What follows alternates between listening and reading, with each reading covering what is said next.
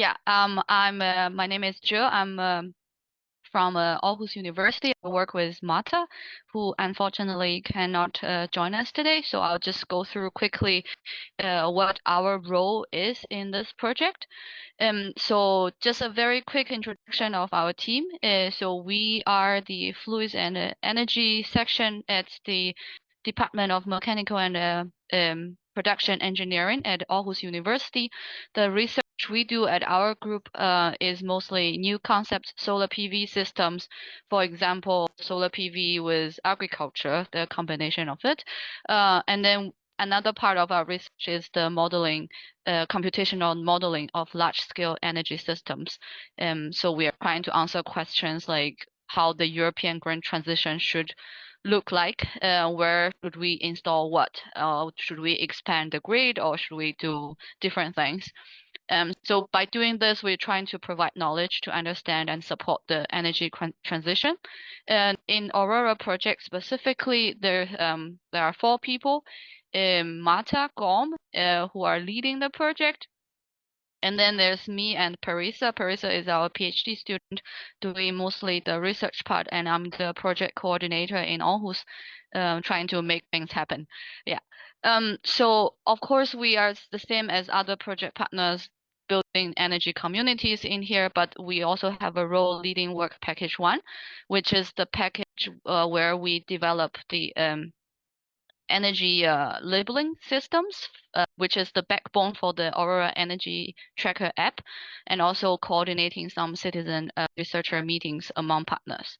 So one of the main tasks, as I mentioned, is to, if we can move to the next page, Joanna, thank you, to develop this near-zero-emission citizens in energy labeling system, where we did a lot of research and trying to find a database where we can take the compatible emission factors to develop this system.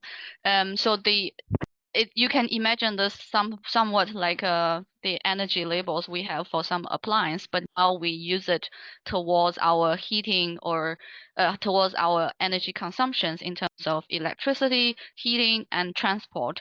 And then we used a 2015 number as a baseline and developed different levels based on the Climate Pact ambitions.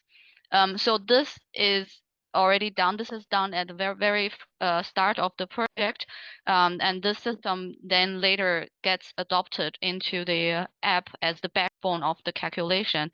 So now people or users can actually use the app to kind of put in their consumption numbers and get a feedback of how much emissions they are having from home electricity, heating, and their normal like everyday commute.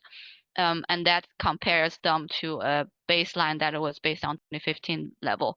And of course, our team also collects the data from all the user inputs and does some analysis.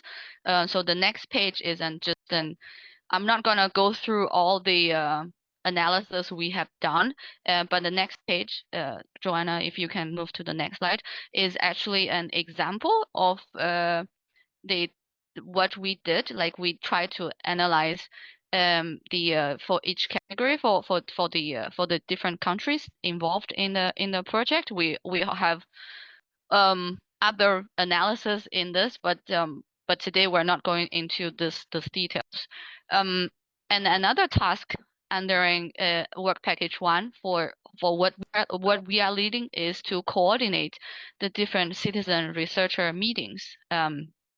So each demonstrator hosts their own citizen researcher meetings where citizen scientists or like people like us come together to discuss relevant topics. It could be about energy community models. It could be behavior change suggestions. So the demonstrator leads this researcher meetings, but we kind of we collect all this meetings and the outcome from the meetings and try to compile them into a document to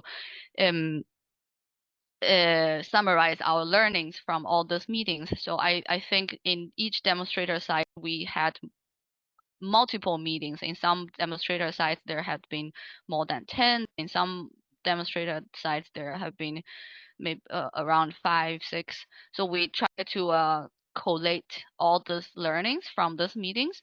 The general learnings we have, if we can move on to the next page, is that there is generally high willingness among people to participate in actions that support the climate pact, but we realize the activities need to be they need to stay rooted in the local community and stay very relevant to the local community. And these meetings can be held in various formats. It could be online, offline. It could be some kind of hands-on workshops.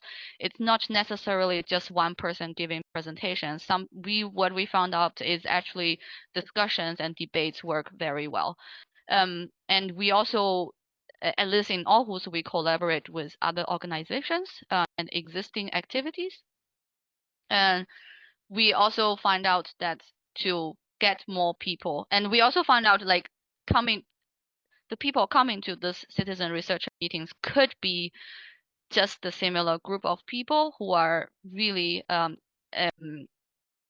motivated to do something.